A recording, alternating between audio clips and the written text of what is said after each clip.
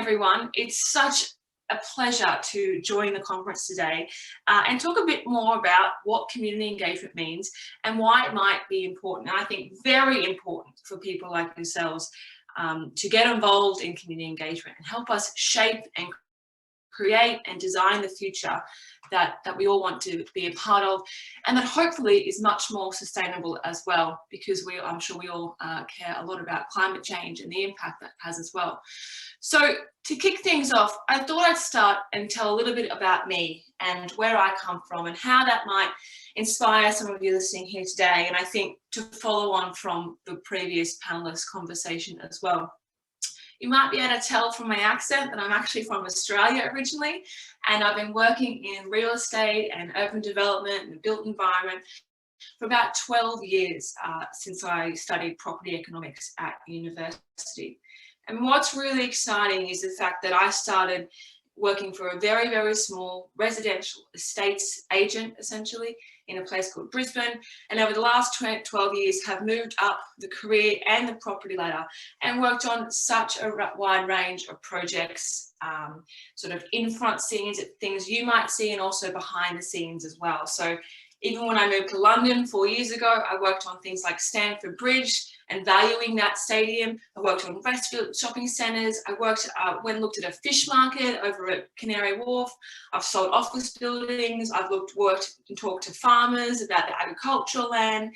I've been involved in looking at swimming pools and designing and developing those, and even train stations as well. So it's been a really, really broad career, and what's been the most exciting thing is through all of that, it's been about talking to people and understanding how we can create and shape much more sustainable places.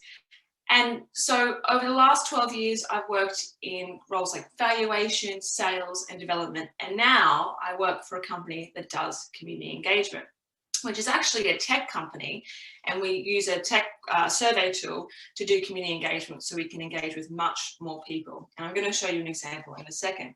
But I thought it's really important to sort of admit to everyone listening that I work for a tech company, and yet I'm not actually that good at technology. In fact, sometimes I can barely use an iPhone. But that's what's really exciting, is that what we do isn't actually that complicated. It's about connecting with people through technology and doing that in the realm of community engagement. So what is community engagement, and why would it matter to you?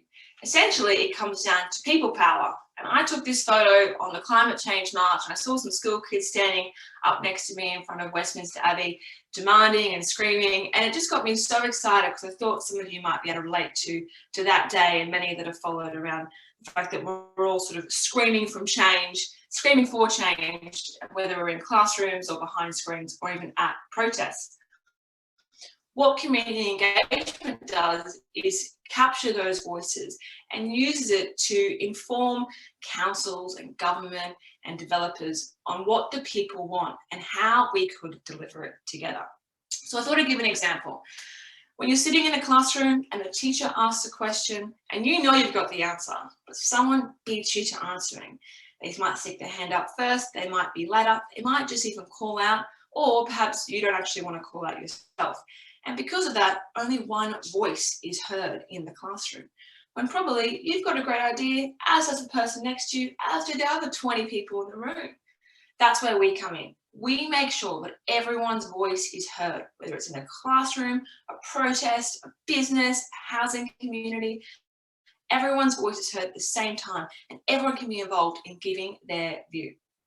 So I thought I'd take you through an example of what that actually looks like, and we could do one together.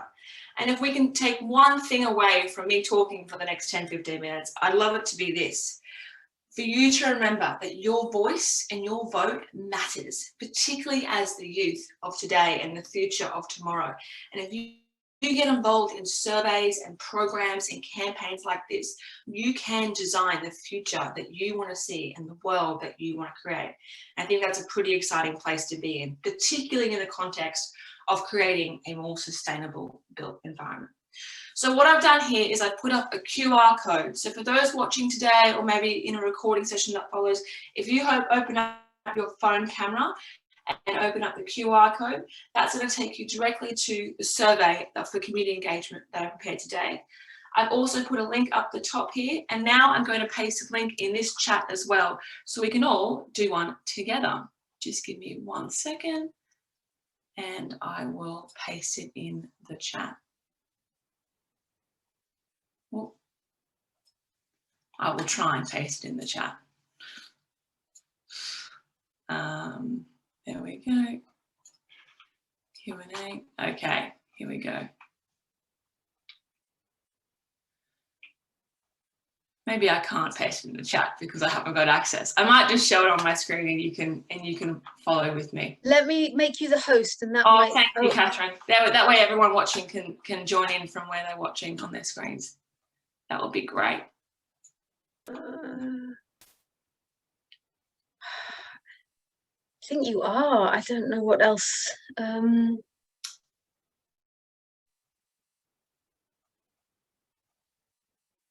If not, it's okay. Sorry, I don't know how to do it. Sorry. Here we go. Here's the chat. I've got it here. I found it. There we go. I've just pasted it into the chat box there. There's a link for everyone to click if they're following from home or a classroom. Brilliant. Thank you. There you go. And I'll get going on showing you what our platform looks like. So going back to my presentation, if you click this link or open a QR code or click the link I've posted in the chat, it will take you straight to this survey here. And that's what I do at the company I work for, Built ID. We create these surveys to connect people in the community to help give their voice and vote and shape the places that they want to create. And that could be anything from working with your teachers to look at how they want to run schools and keep you all under control and on your best behaviour, to working with local councils on their transport strategy and whether we could bring in some more, clean energy transport. We're working with developers, looking at what type of homes that you and your families might like. Do you want 2 bedrooms? Do you want 3 bedrooms? The great thing with this and the platform that we've created is that we can ask any question to any type of person in the community. And that's where I get really excited. So I thought I'd take you through a few examples of what that might look like to inspire some of the questions you might want to ask your community following this presentation. So to kick things off, what school schedule would you prefer? I mean, for me, I like to sleep in, so I'm probably going to click this later start time, but some people might want to get started early and have 2 breaks. Some people might want to end early and have 1 break, or actually have a first short break and a second long break. But I like to sleep in, so I'm going to click this one here. Because it's about everyone giving their voice and everyone creating a type of school that they want to be in. And you can see here, when I click on our survey, I can see where everyone else has voted. So I know I'm not the only one who likes to sleep in, which I think helps me feel a bit better at myself when I always miss my alarm clock. Next question we think is a great one, because this could be anything around how you travel to school and how we could use that information that we answer through this survey to design a better way and a more sustainable way for you to travel to school. So if everyone said they use public transport, well, maybe the local council can use that information to put on more and more efficient bus services. Or if everyone says they use a bike or a scooter and the school only has 20 bike racks, but actually there's 80 kids who want to use bikes, well, then they know they've got to build more bike racks. So it's about asking those types of questions, that when we design spaces and services, it's actually backed up by what people like yourself in this community actually want, actually need, and will actually use. Because I'm sure Catherine and other panelists have spoken about, a lot around sustainability this week. And one of the key parts of sustainability is that when we actually create something, design something, build something, we've got to make sure it's actually used. Otherwise, it just sits there and isn't actually sustainable in the first place. So, for example, we could look at, do you get the bus to school? Do you walk? Do you get a scooter? Or are you one of those lucky ones that gets dropped off, which I never did, but I always wish I was. I used to catch the bus, so I'm going to click this one. And again, I can see that most people actually get their bike and scooter to school. So maybe I should think about that. The next one I thought I'd ask is around, I'm conscious that everyone's been working, studying from home for a while and back in the classroom, and maybe your teachers want to understand how they could help you get back to the classroom through Zoom and computers and other bits of technology that you're using. So we could ask a question around, how do you feel about online classes and learning from home? I'm going to say I'm pretty happy with that because I like being in my pajamas. But you can see here, by asking the question, we can use it to inform what we're doing in the classroom and what the teachers in school might do as part of their wider plan for you getting back to school. And again, I press submit, and I can see actually most people didn't like online learning for these respondents and actually wanted to get back to the classroom, which is quite interesting. This is a really exciting question. It's one of my favourite ones. It's around, what do you want to see in your local park? And we often ask this question to communities across London and the UK, and the answers are so interesting. So here we can collect up to 3 options. Maybe you want skate ramps. Maybe you want a community garden. I'm definitely going to pick dog off leash because I just love pubs. But you can see here, I can click different answers, and then those answers can be considered by local councils and by people building these areas to make sure that what we're building is actually what you want. Another question we could ask is actually how we want to split up our budget, because unfortunately we haven't got a blank check for this stuff and we've got to pay for it at some point. So it's about saying, if we had X amount of pounds, would you rather spend it on sports facilities, nature and gardens, or meeting space? I'm personally going to increase garden because I love nature and I love trees. I want to see more of them in London. So I can move this one down and I can move this one up. And again, just by using our tool, we can actually look at some of the realities of building this space, because it does cost money and we have to at some point decide where we're going to spend it. And this is where this tool and your voice comes into play. Another great example is talking about climate change, which I know you've been speaking a lot about this week, and I'm sure you talk a lot about it in classrooms as well, but looking at what are some of the changes that are most important to you in your neighbourhood. Is it around getting cars off the road, having more cleaner and greener public transport? Is it around more trees and plants? Is it around having cleaner air and air supply? Or just about taking rubbish and litter off and putting more bins and waste systems in?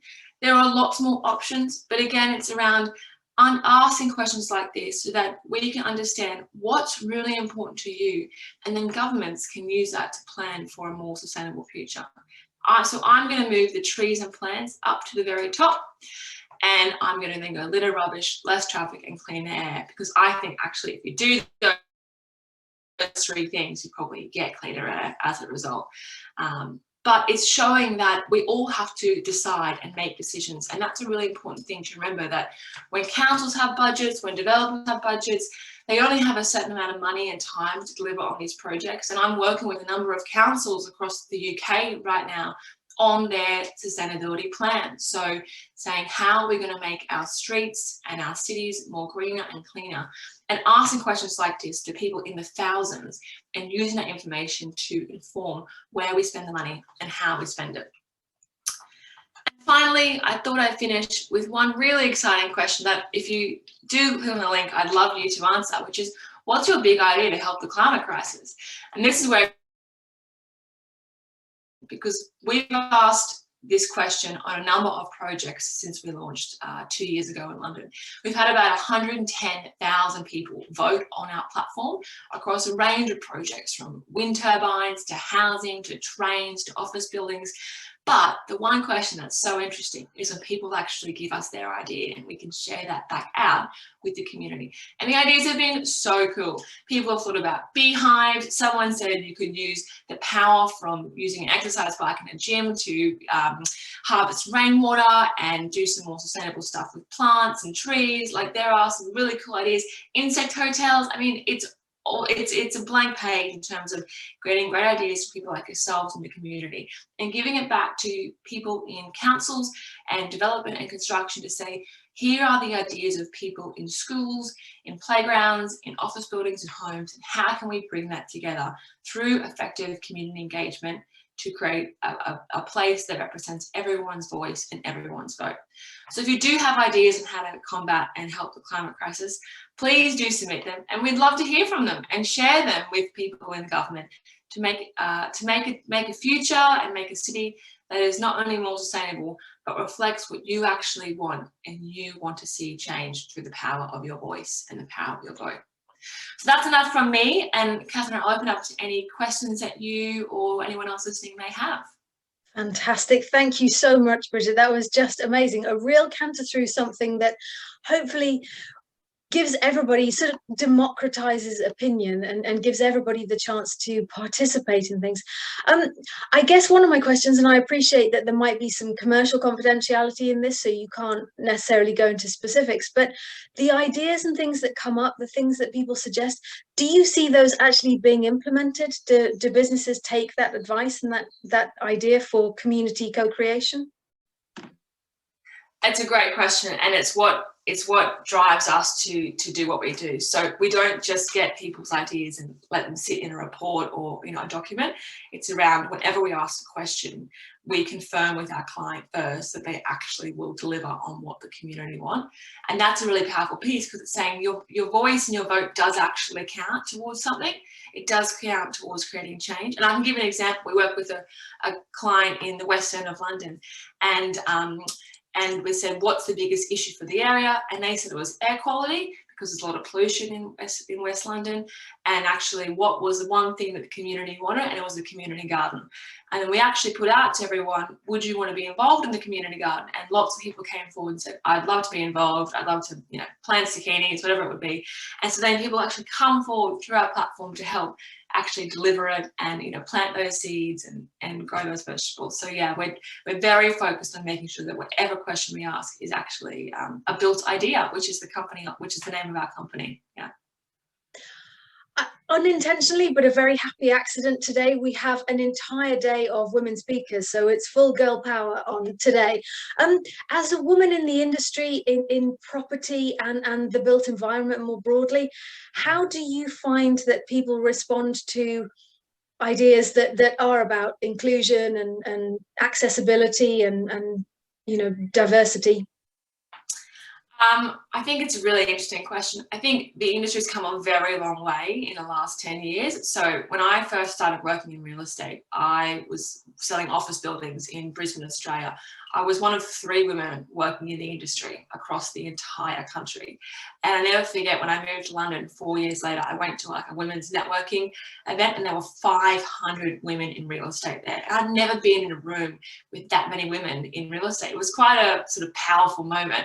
But I think what's exciting is we've now moved beyond looking at just women and men, but actually looking at diversity in different ways. So people from different backgrounds, people who might have different levels of education, people whose first language might not be English, and all of that brings so much more colour and diversity and culture to our industry, which is just so exciting. So I've been very involved in sort of setting up a number of networks around diversity, particularly around future skills, and getting different people involved in the industry, because we're all different in some way. And I think if we celebrate that diversity, it can become quite a powerful tool to make sure that when we're designing these cities through community engagement and some of the principles we've spoken about, the cities represent the people who actually live in them and not just one type of person.